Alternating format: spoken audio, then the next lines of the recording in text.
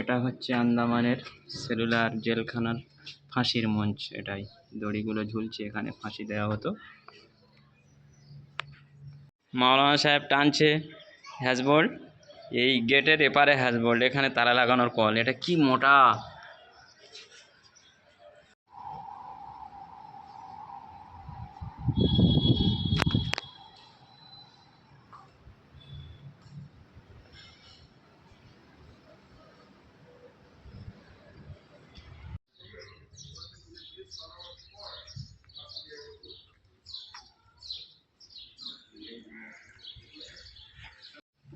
এটা ওপরে ফাঁসি হয়, আর এইটায় লাশ রাখার জায়গা এখানে।